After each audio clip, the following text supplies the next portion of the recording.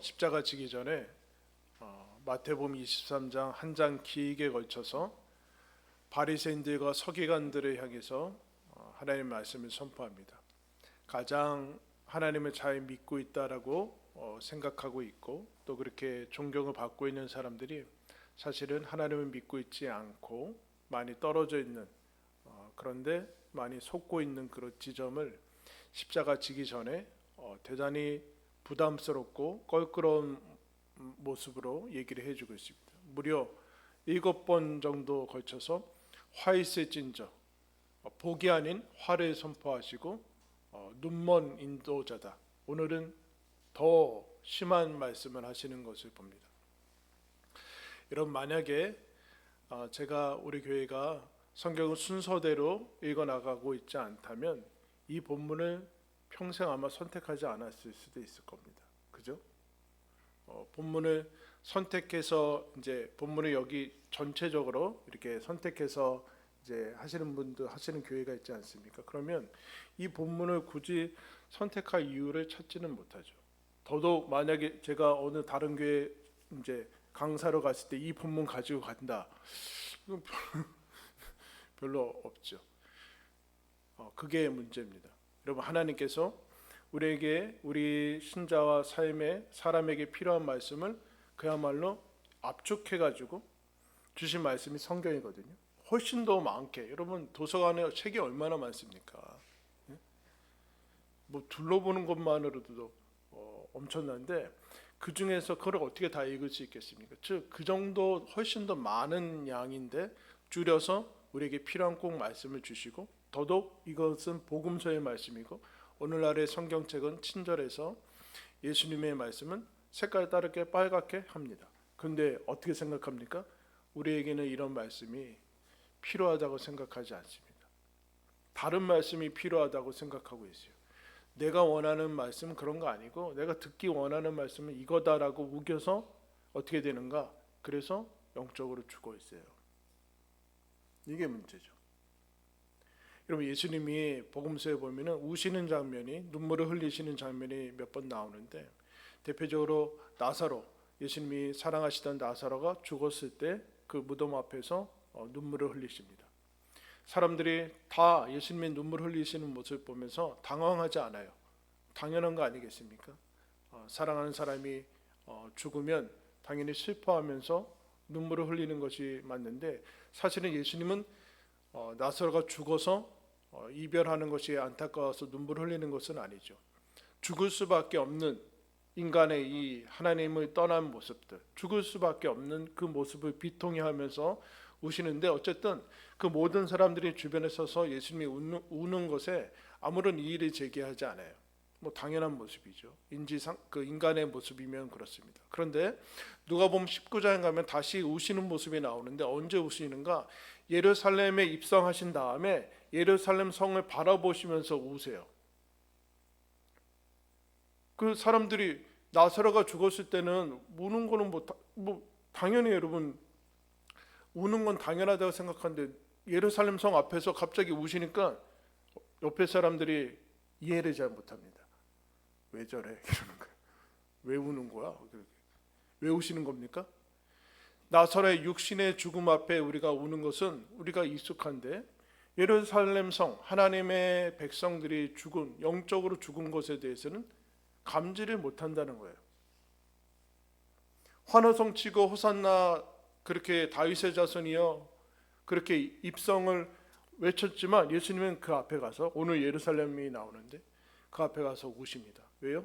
지금 이스라엘의 상태는 오늘 우리가 읽은 말씀 마태복음 23장 계속해서 가져왔던 말씀처럼 이미 하나님을 떠나고 황폐된 성이나 죽은 거나 마찬가지이기 때문에 그렇습니다. 그런데 사람들은 그것을 인식하지 못합니다. 어떤 상태이기 때문에 그런가? 오늘 결론을 내려주고 계시죠. 29절 보시면 화 있을진저 외식하는 서기관들과 바리새인들이여 너희는 선지자들의 무덤을 만들고 의인들의 비석을 꾸미며 이르되 만일 우리가 조상 때 있었더라면 우리는 그들이 선지자의 피를 흘리는데 참여하지 아니하였으리라. 이스라엘 안에서 순교하고 하나님 말씀 가운데 있다가 죽은 사람들을 비석을 세우고 무덤을 만들면서 이제 추모하고 기념하는 것이죠. 이스라엘의 전통이죠. 그런데 그 사람들이 어떻게 하는가? 그것을 왜 만드는가? 우리 조상들이 어리석어서 믿음이 없어서 이 하나님의 말씀을 맡은 사람들을 죽였다. 그러는 거예요. 나 같으면 그러지 않았다라는 얘기를 하는 거죠. 분노할 수도 있고 우리 조상들에 대해서 분노, 그들의 죄악에 대해서 분노하며 의분을 일으키며 이해할 수 없다라고 얘기하고 비난할 수도 있겠죠. 그러나 여러분 언제나 비난은 얼마나 쉽습니까? 그죠? 실제로 거기에 살지 않으면서 밖에서 비난하는 것은 얼마나 쉽습니까? 그러나 사는 것은 그렇지 않아요. 왜요? 이들은 동일하게 그들의 길을 살고 있기 때문에 그렇죠. 세례 요한을 죽이고 결국에는 예수님을 죽일 것이기 때문에 그렇습니다. 그런데 본인들은 어때요? 우리는 다르다라고 생각하는 거예요. 나는 다르다. 왜 다르다고 생각하는가? 의인들의 비석, 순교자들의 무덤과 비석을 세우면서 빠져나가는 거죠. 막 분노를 하면서 뭐 얘기하면서 막 말하면서 비판하면서 빠져나가는 거예요. 사실은 실제로 본인들도 그렇게 살고 있지 않기 때문에 이런 착각을 가지고 있습니다. 그러나 예수님이 뭐라고 하는가? 31절에 그러면 너희가 선지자를 죽인 자의 자손임을 스스로 증명함이로다. 너희도 근본이 동일하다. 그런데 나는 다르다고 생각하면 거기에서 다르게 살 수 없는 것이죠. 나도 저들과 같이 저런 본성이 있는데 라고 생각해야지만 다를 가능성이 있는데 나는 다르다 이렇게 생각하는 거예요. 여러분 역사상 수많은 비극 앞에 비극들이 있었죠. 지금도 일어나고 있고. 근데 여러분 우리가 역사상 뭐 우리나라가 뭐 세계 여러 가지 비극들을 보면서 와 어떻게 사람이 저럴 수 있었냐 그런 생각을 합니다. 혀를 차고 그럼 나치와 무슨 이런. 근데 여러분 그 바로 옆에 나라들이 평화롭게 살았다니까요. 왜 가만히 놔뒀는가? 세계가 뭉쳐가지고 막았어야 되니까. 지금 보세요. 지금 전쟁이 일어나는데 어떻게 막아요? 네? 제가 예전에 어떤 텔레비전을 보고 있는데 그 엄청난 어떤 사건이 벌어지고 있어서 사람들이 죽고 막 그러고 있었는데 제가 채널을 돌렸더니 세계 테니스 대회 하고 있더라고요.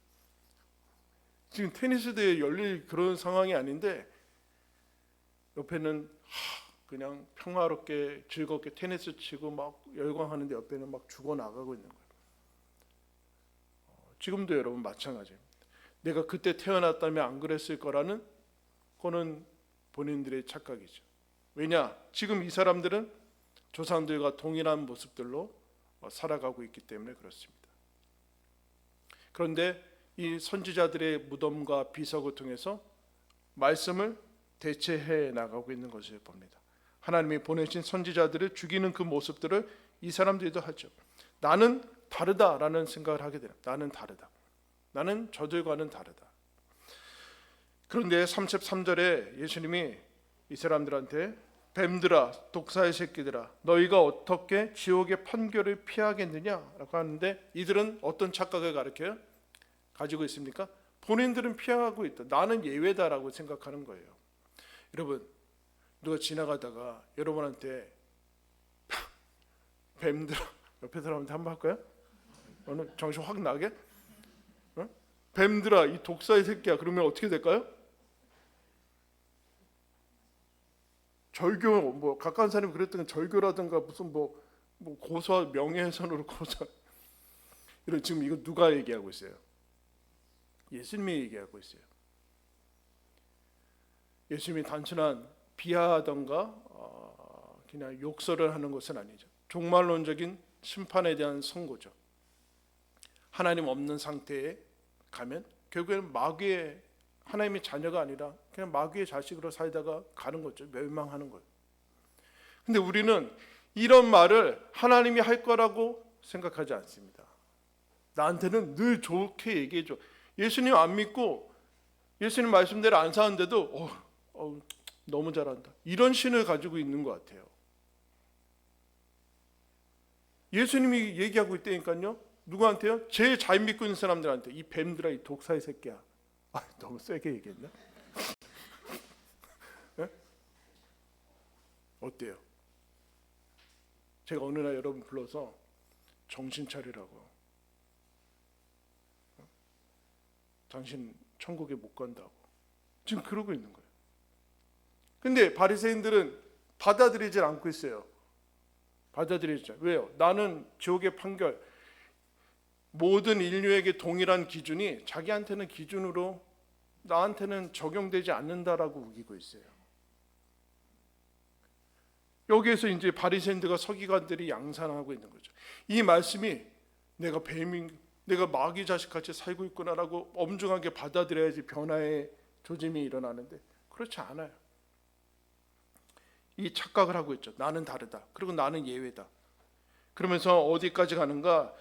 하나님께서, 예수님이 35절에 이 모든 의로운 피가 다 너희에게 돌아갈 것이고, 36절에 내가 진실로 너희에게 이르노니 이것이 다 이 세대에 돌아갈 것이다. 그 너희들이 행하고 있는 그 삶의 모습들은 결국엔 너희들이 열매를 먹을 것이다. 그죠, 여러분? 근데 나만 잘 살면 상관없다 라고 생각을 하는 사람들이 있어요. 나만 이렇게, 아니 우리 가족만 이러면은 얼마든지. 여러분, 그게 어떻게 가능한 겁니까? 밖에 나가서 사는 세상이 어려운데 우리만 이렇게 견고하게 성을 세워서 산다고 어떻게 잘 살 수 있어요? 착각을 하는 거죠. 나에게는 아무런 일도 일어나지 않을 것이다 라는 생각을 하게 됩니다. 그러면서 이 착각과 오해를 하고 있는 그 모습에 이 사람들이, 예수님이 이런 얘기를 하죠. 내가, 그래서 34절에 내가 너희에게 선지자들과 지혜 있는 자들과 서기관들을 보내며 너희가 그 중에는 더러는 죽이거나 십자가에 못 박고 그 중에서 더러는 너희 회당에서 채찍질하고 이 동네에서 저 동네로 따라다니며 박해할 것이다. 어떤 특징이 있어요? 선지자들과 그 선지자들이나 이런 사람들은 뭡니까? 말씀이죠. 말씀을 전하는 사람들인데 그 사람들을 제거하면서 뭘 제거해요? 말씀을 제거하는 거예요. 사실은 말씀을 제거, 사람을 제거한다는 뜻이 아니라 말씀을 제거를 하는 거예요. 그러면서 예수님이 그런 얘기를 해요. 너희들도 동일하게 너희 조상들이 했던 것처럼 그렇게 말씀을 제거하면서 살아가게 될 것이다. 살고 것이다. 그런데 예를 들죠. 35절에 의인 아벨의 피로부터 성전과 제단 사이에서 너희가 죽인 바라가의 아들 사가라의 피까지 땅 위에서 흘린 의로운 피가 다 너희에게 돌아가라. 두 명의 예를 들어요. 여러분, 하나님 앞에 인류가 범한 최초의 범죄는 뭐죠? 하나님의 말씀을 어긴 선악과를 먹는 것. 선악과를 먹는 게 아니라 하나님의 말씀을 어겨서 선악과를 먹는 거죠. 그 다음에 나온 최초의 범죄가 뭐예요? 살인이죠. 형제 살인이었어요. 아담과 하와가 낳은 가인과 아벨의 형제가 있는데 언제 여러분 살인 사건이 일어나요? 최초 예배 드리고 나서 나요. 예배 똑바로 드려야 돼요, 여러분. 예배 제대로 안 드리고 여기서 하나님 안 만나고 나가면 예배 드리기 전보다 훨씬 나쁜 상태로 나가게 돼요. 근데 예배 드리고 난 다음에 아벨과 가인이 동일하게 예배 드리는데 하나님께서 가인의 예배는 받지 않으셨다 그래요. 왜요? 하나님의 뜻대로, 하나님의 식대로, 하나님의 방식대로 예배 드리는 게 예배지, 가인은 자기 식대로 드렸어요. 그러면서 왜 안 받아주냐고 씩씩거리고 있다가 아벨의 예배는 받아요. 그래서 어떻게 해요? 누가 죽어요? 예배 제대로 드린 아벨이 죽어요? 제대로 안 드린 누가 가인이 죽어요? 아벨이 죽어요? 왜 아벨이 죽지? 가인이 죽어야 되는 거 아닌가? 아나니아와 삽비라처럼? 근데 가인이 안 죽고 아벨이 죽습니다. 가인이 이런 생각을 했겠죠? 내 예배가 안 받아들여진 건 너 때문이다. 너 때문에 예배 안 받아들여져. 뭐 경쟁률에 2대1의 경쟁률에서 아무 상관이 없어요. 아벨하고는 아벨이 예배가 받아들여지냐 안 받아들여지냐는 상관이 없어요. 내가 문제인 거예요. 내 예배가. 그런데 가인은 아벨을 죽이고, 맞지? 근데 왜 죽였을까요? 아벨이 있으면 내가 틀린 게 찔리는 거예요. 자꾸 내가 예배 안 드린 게 자꾸 생각이 나는 거예요. 그럼 회개해야 되는데 그렇지 않고 말씀을 제거해요. 이게 문제인 거예요. 우리와 인류 역사의 문제는 말씀을 제거하는 거예요. 말씀 앞에 회개하지 않고. 이건 다 아는 말씀이죠.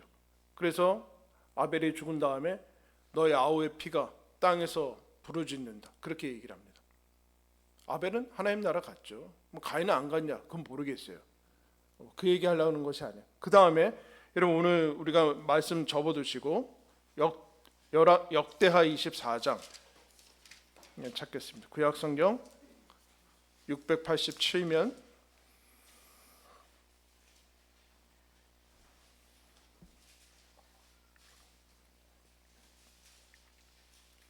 역대하 24장 15절 말씀입니다.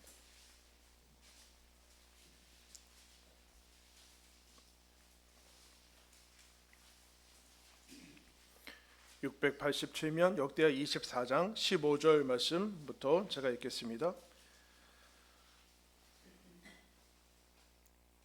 여호야다가 나이가 많고 늙어서 죽으니 죽을 때 130세라. 무리가 다윗성 여러 왕의 묘실 중에 장사하였으니 이는 그가 이스라엘과 하나님과 그의 성전에 대하여 선을 행하였음이더라. 여호야다가 죽은 후에 유다 방백들이 와서 왕에게 절하매 왕이 그들의 말을 듣고 그의 조상들의 하나님의 여호와의 전을 버리고 아세라 목상과 우상을 섬겼으므로 그 죄로 말미암아 진노가 유다와 예루살렘에 임하니라. 그러나 여호와께서 그들에게 선지자를 보내사 다시 여호와에게로 돌아오게 하려 하심에 선지자들이 그들에게 경고하였으나 듣지 아니하니라. 여호야다라는 제사장이 있어서 여호야다라는 사람이 있어서 왕과 함께 왕이 여호야다가 살아있을 때는 왕이 하나님의 말씀을 잘 들어서 하나님을 섬기다가 그가 죽자 주변에 있던 귀족들이 와서 왕을 깨워서 우상 숭배하게 합니다. 하나님을 버리죠. 그래서 하나님이 진노하자 어떻게 합니까? 하나님이 진노해서 어떻게 하세요? 말씀을 보내요. 바로 무슨 물리적인 심판이 오지 않아요. 하나님의 말씀이 먼저 간다니까요. 그런데 어떻게 해요? 들었어요? 안 들었어요? 안 듣더라 이렇게 나와요. 안 듣더라. 선지자들을 보냈어요. 그러면 그 다음에는 어떻게 할까요?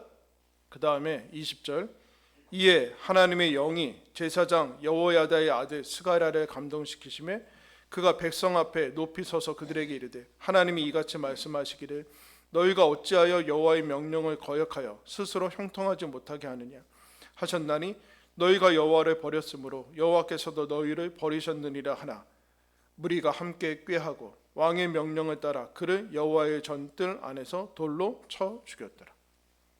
선지자들을 보냈는데 듣지 않아요. 그런 다음에 그러면 하나님이 어떻게 할 거예요? 그래? 어쩔 수 없다.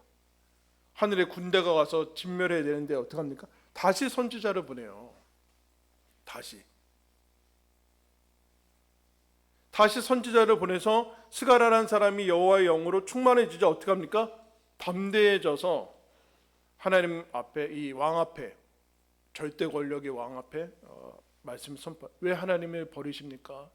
왜 스스로 복을 차버리십니까? 라고 얘기를 하죠. 그러자 어떻게 합니까, 여러분?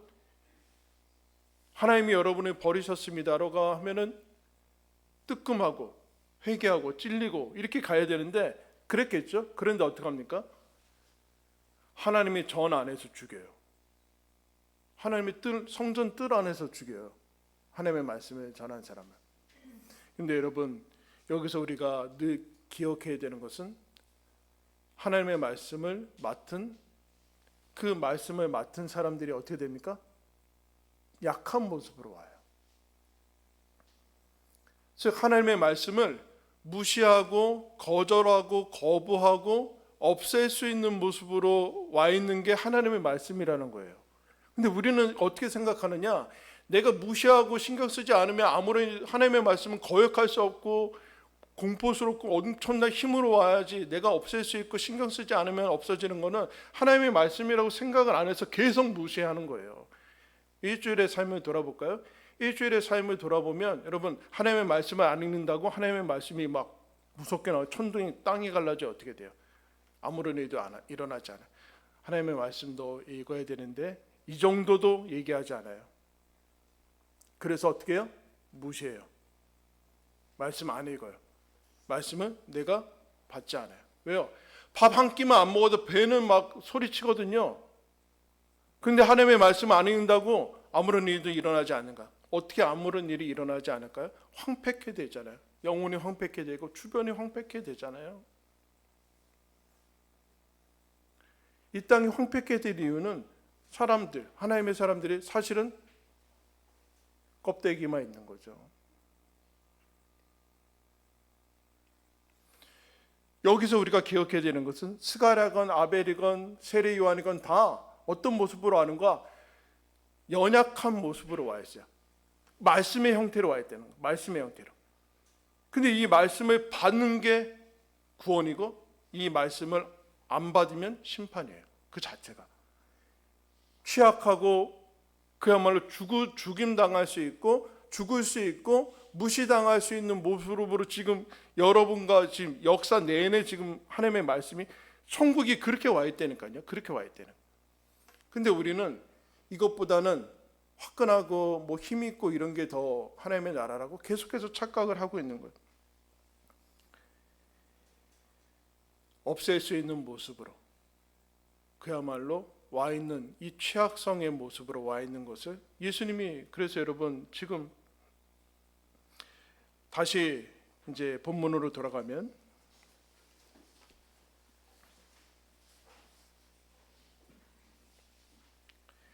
37절에 예루살렘아 예루살렘아 선지자들을 죽이고 내게 파송된 자들을 돌로 치는 자여 암탉이 그 새끼를 날개 아래에 모음같이 내가 내 자녀를 모으려 한 일이 몇 번이더냐. 그러나 너희가 원하지 아니하는도다. 하나님의 말씀을 제거하면 제거가 돼요. 여러분 제거가 된대요. 거부하면 거부가 돼요. 거절할 수 있어요. 근데 더 놀라운 것은 원하지 않는데요. 왜 하나님의 말씀, 왜 구원을 못 받고 이 땅의 삶이 이 모양인가? 사람들이 하나님을 원하지 않는데요. 내가 듣기 원하는 말은 있어요. 그죠? 근데 사실은 하나님의 말씀을 싫어한대요. 원하지 않는데요. 하나님의 말씀이 들리지 않는 것도 아니고 선포되지 않는 것도 아니에요. 계속해서 하나님께서 들려주시고 말씀해 주시고 얼마든지 손만 열면 들릴 수 있는데 사실은 원하지 않는다. 원하지 않는다. 여기에 하나님의 탄식과 슬픔이 있는 거죠.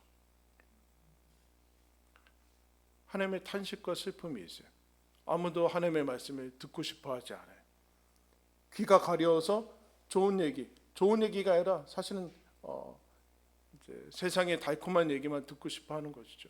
어떤 사람이 여러분 뱀 같은 놈아, 독사의 자식아 이럴 수 있습니까? 그런 사람이 없어서 문제라니까요. 요새는 여러분한테 가서 진심으로 야, 너 그렇게 살면 안 되지 않느냐. 근데 여러분 어떻게 해요? 우리는 너무 힘들어요. 그죠?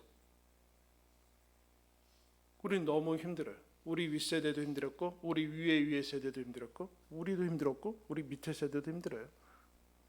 그죠? 힘든 거에 찌들어 있어서 여유가 없어요. 아무런 그런 것도 없어요. 그런데 여러분 지금 그게 문제가 아니라 힘든 게 문제 정도가 아니라 죽어 있다니까요. 죽어 있어요. 죽어 있어서 이런 지금 여러분 이런 거예요. 지금 하나님의 말씀을 원하지 않는 것에 대한 것이라고 믿고 있지 않아요. 생각하지 않아요. 하나님의 말씀이 들린다고 생각하고 있지 않아요. 이 사람들은 앞에 있는 예수가 메시아라고 생각하고 있지 않아요. 메시아는 이런 모습으로 와 있다고 생각하지 않아요. 여러분 어떤 사람이 와서 어떤 모습으로 설교하면 들을 수 있을까요? 지금 여러분 바리새인들과 서기관들 앞에 누가 설교하고 있어요? 성자 예수님이 설교하고 있어요, 여러분. 성자 예수님이. 그런데 들어요, 안 들어요? 안 들어요. 이 무서운 점 아닙니까, 여러분? 무서운 점이잖아요. 인류 역사의 최고의 설교자는 누구예요? 그 사람이 오면은 들을 거라고 생각하잖아요. 예수님이 얘기하는데도 예수님이 말씀이신 예수님이 말씀을 전해주는데 안 듣고 있어요. 우기고 있는 거죠. 다르게 얘기하면 들을 거다. 설교가 더 좋아지면 들을 거다. 그렇지 않아요. 여기에 문제가 있습니다. 그런데 하나님 예수님이 뭐라고 하는가? 이렇게 얘기해요. 내가 내 자녀들을 모으려고 했고 암탉이 새끼를 모음과 같이 내 품으로 품고 하려는데 원하지 않는다. 그래서 어떻게 한대요? 너희 집은 황폐하게 될 것이고 황폐하게 될 것이고. 그럼 예수님이 어떤 심판을 내리십니까? 그 모든 죄악과 심판과 저주를 다 안고서 이 다음에 십자가로 가세요. 십자가로. 이 모든 것을 다 그야말로 죽어있는 이 상태를 보시고 진단을 하시고 그 모든 죄과를 가지고 예수님이 십자가 지러 가세요. 죽으러 가세요. 그러면서 이런 얘기를 하십니다. 39절에 내가 너희에게 이르노니 이제부터는 너희가 찬송하리로다. 주의 이름으로 오시는 이여 할 때까지 나를 보지 못하리라 하시니라. 궁극적으로는 예수님의 재림에 대해서 얘기하는데 이런 얘기예요. 너희가 내가 죽고 난 다음에 너희 죄악들의 모든 것들이 사라진 다음에 다시 지금은 거절하고 거부하고 원하지 않은데 하나님께서 주시는 믿음을 가지면 나를 영접하게 될 것이다. 그때가 바뀌는 때다. 너희가 거절하는 그 말씀을 다시 영접할. 여러분 예수님 믿는 게 뭐예요? 예수님을 영접한 거 아니에요. 찬송하리로다. 주의 이름으로 오시는 이여 저에게 오십시오. 하나님 제가 저 혼자 열심히 살고 하는 것까지 하고 이제 도저히 이렇게는 못 살겠습니다. 저 혼자는 못 살겠습니다. 이렇게 사는 것은 아닌 것 같습니다. 그래서 신앙을 받아들인 거 아니에요. 예수님을 받아들여서 영접할 때 그때 구원을 받게 되는 것이죠. 구원을 받게 되는. 결국엔 하나님의 말씀이란 예수님을 받아들이는 것이고 하나님의 말씀은 하나님의 품이에요. 품. 하나님의 품 속으로 들어가는. 그러니까 여러분 성경을 있는 거와 아무 상관이 없어요. 성경이 있는 거와 여러분들이 펼쳐주지 않으면 없는 거 똑같은 거예요. 그 성경을 펼 때 여러분들이 어떤 오해를 가지고 있는가? 이거를 안 읽고 안 읽은 사람들에 의한 그 선입견만 가지고 있어서 그런데 펼 때마다 어떻게 되는가? 한번 따라해주세요. 하나님의 품 속으로 들어간다. 내가 성경을 펴고 읽을 때마다 하나님의 그 넓으신 우리를 사랑하신 우리가 죽어야 되는데 지옥의 판결을 받아야 되는데 예수님이 그 모든 판결을 받으신 사랑의 품속으로 들어간다라는 이미지를 가지고 들어가시는 거예요. 그러고 들어가셔야 돼요. 펼 때마다 찔리고 힘들고 어렵고 그러지 마시고 펼 때마다 내가 오늘도 하나님의 품속으로 들어간다. 하나님의 품속으로 들어가. 그렇지 않으면 껍데기만 가진 바리새인들과 서기관들로 살면 이 땅은 황폐하게 되고 여러분도 황폐하게 돼요. 근데 이런 사람들이 있어요. 나는 안 그럴 거다. 하나님의 말씀을 실제로 받아들이고 살고 그러지 않는데 나는 다르게 살 것이다. 천만에요. 그냥 불신자와 똑같이 사는 거예요. 아무런 능력이 없는. 아무런 능력들이 없어지는 거예요. 예수님께서 요한계시록 마지막에 라오디게아 교회를 이렇게 얘기합니다. 라오디게아 교회가 너무 잘 살았나 봐요. 나는 부자고 부족한 것이 없고 이 정도면 충분하다 그러는데 예수님이 책망합니다. 너희들은 헐벗었고 가난하고 안약을 사서 눈을 떠라. 너희들은 가난하다. 뜨거운 것도 아니고 또 차가운 것도 아니다. 아무것도 아니다. 그럼 교회에 대해서 얘기하는 거예요. 교회. 근데 그 교회는 스스로 부유하다고 생각하고 있어요. 믿음 하나도 없는데 너희들은 헐벗었다. 그러면서 이렇게 얘기합니다. 내가 사랑하는 자를 책망한다. 아멘. 사랑하는 자를 책망한다. 열심을 내라. 회개해라. 뭐 어떤 것에 열심을 내라거나 그 다음에 유명한 구절이 나오죠. 내가 문 밖에서 너희들 두드러니는 너희들이 문을 열면 내가 너에게로 들어가서 뭐 한대요? 내가 너와 함께 먹고 마실 것이다. 라오디게아 교회는 주님이 밖에 있어요. 안에 들어가 계시지 않아요. 즉 뭐요? 안 믿는다는 얘기일까요? 일상에서는 벗어나 있다는 거죠. 그거 회개하라는 얘기예요. 회개하라. 왜요? 말씀을 가둬두고 있는 거죠. 열지 않고 영접하고 있지 않아요. 그러나 열면 내가 들어가서 너와 함께 살고 싶다. 그게 구원이다. 하나님의 품속으로 들어와라. 예수님이 이런 얘기하죠. 너가 내 안에, 내가 너 안에. 이 말씀이 이렇게 얘기합니다. 너희들이 내 안에 있고 내 말씀이 너희 안에 있으면 하나님의 말씀 안에, 그리고 하나님 안에, 그리고 내 안에 하나님의 말씀을 품고 살아갈 때, 그때 여러분 삶이 새로워진다라고 얘기하고 있어요. 여러분 오늘 우리가 읽은 말씀에 보면은 다 선지자를 죽인 사람들이 대다수인 것 같아요. 거기에 묻어가지고 아무것도 아닌 사람처럼 하는데, 근데 여러분 여기 아벨부터 사가랴처럼 이 사람들 보세요. 뭐요? 말씀과 운명을 같이 하는 사람들이 있잖아요. 다 말씀을 제거하고 타협하지 않았어요. 말씀과 함께 자신들의 생명과 운명을 같이 하는 사람들이 있어요. 그 사람들을 통해서 하나님이 역사를 이루어 가시잖아요. 사가랴도 아벨도 말씀과 함께 고난을 당하고 말씀과 함께 흥하고, 그래서 크리스찬들 사도행전에 보면 어떤 사람들입니까? 말씀의 사람들이 나와요. 말씀이 흥왕하더라. 말씀과 운명을 같이 하는 사람들, 말씀에 내 운명을 건 사람들, 이걸 뭐라고 그래요? 그리스도인이라고 그래요. 그리스도. 왜요? 말씀이 오니까요, 하나님의 품이니까. 하나님이 나를 품으신 그 사랑과 그 품 안에, 그 품은 내가 가슴 안에 나도 품는다. 그게 말씀이에요. 사랑하는 성도 여러분, 우리 교회가 메시지 교회입니다. 그리스도인이란 말씀과 함께 운명을 같이 하는 사람입니다. 거기에 유일한 소망과 여러분 유일한 희망이 있습니다. 여러분 주변에 우리 다 경험하지 않습니까? 얼마나 황폐합니까? 우리나라가 제일 빨리 경제적 성장을 이루고 기적이 일으킨 나라인데 제일 살기 어렵고 자녀를 낳을 수 없어서 자녀를 낳아서 키우면 안 되는 나라로 여러분 변해가고 있지 않습니까? 껍데기만 있는 나라로 변해가고 있지 않나요? 여러분 어디에 원인이 있고 어디에 소망이 있는 것입니까? 어디에 소망이 있어요? 오늘 저와 여러분이 하나님께서 우리를 하나님의 품으로 초대하시는 것을 기억하시고, 내가 하나님의 품 안에 있다, 내가 하나님의 품, 말씀을 다시 품어야 되겠다, 그 말씀과 함께 운명을 같이 하겠다.